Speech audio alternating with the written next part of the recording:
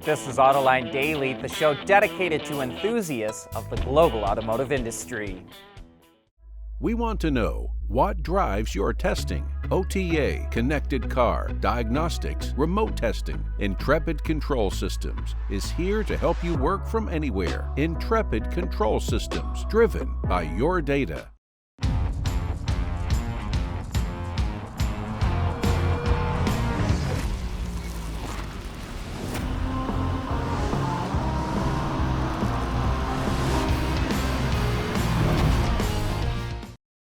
As part of its transition to an electric brand, Cadillac told its dealers in the U.S. they must invest $200,000 to install charging stations, train employees, and buy other equipment to get ready for its upcoming electric vehicles. If dealers weren't interested, Cadillac offered buyouts of up to $500,000, and they had until the end of November to decide. The Wall Street Journal reports around 150 of the brand's 880 dealers in the U.S. took the buyout. That's about 17% of its dealerships. And not surprisingly, most of those were smaller volume dealers who it wouldn't make much sense for to make that kind of investment. And speaking of selling EVs, Volvo CEO Håkan Samuelsson says banning internal combustion engine vehicles is a far more effective way to speed up EV adoption compared to offering subsidies.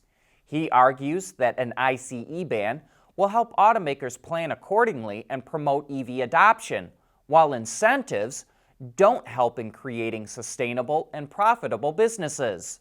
Volvo is making a big bet on electrified vehicles. It expects half of its sales to be plug-ins by 2025 and the other half to be pure electrics. But what do you think? Should governments accelerate EV adoption through ICE bans or incentives? Let us know what you think in the comments. And here are today's hottest automotive stocks to keep an eye on. The Autoline Stock Index shows that American Axle is up 7.6%.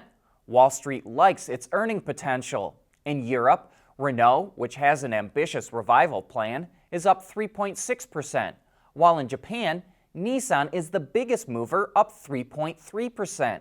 And in China, BYD, whose EV sales shot up 128% last month, is moving the most, up 3%.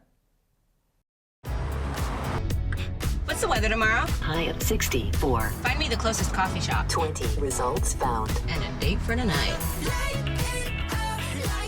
Oh, you're good. Introducing dynamic voice recognition in the all-new Hyundai Elantra. The world is changing at an ever-increasing pace. No matter what the mode of transportation, there is always the need for an efficient propulsion system. And that's exactly what BorgWarner has been doing since the earliest days of the automotive industry. Self-driving Teslas running under the streets of Las Vegas is getting closer to reality. The Boring Company showed one of its underground stations on Twitter that's part of the loop for the Las Vegas Convention Center. The loop is being set up in place of a traditional light rail system to serve an expanding campus at the center. The idea is to have two tunnels, a little under a mile long each, that can carry up to 4,400 people an hour.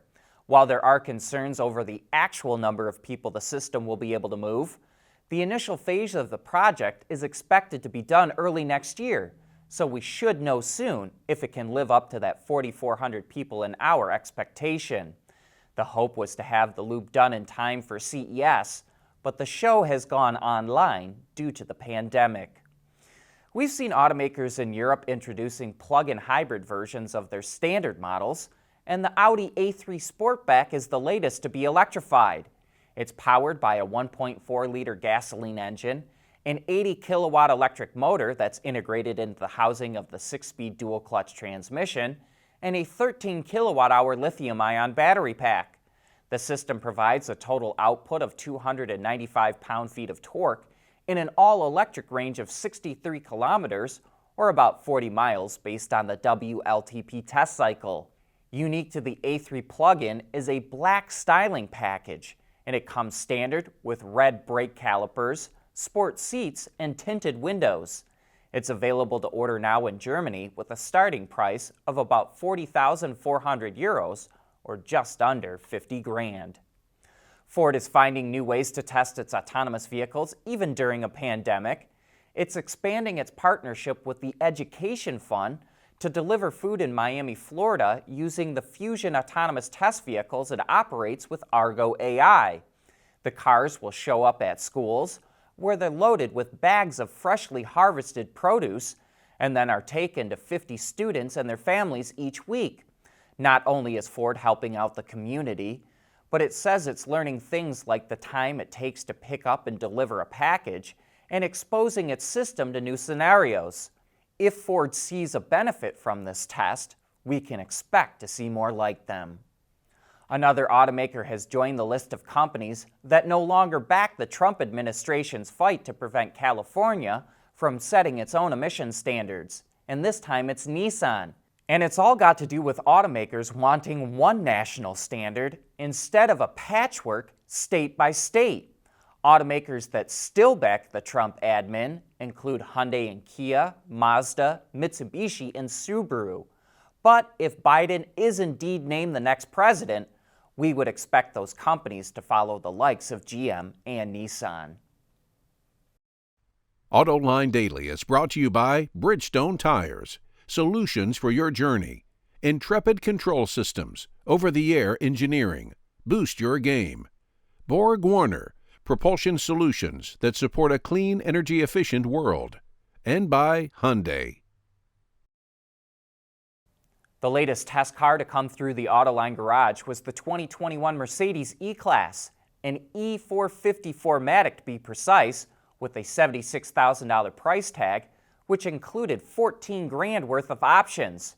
From a driving standpoint, it was a breath of fresh air to get into the sedan compared to some of the other luxury sedans we've driven lately, including the Lexus LS and Genesis G80.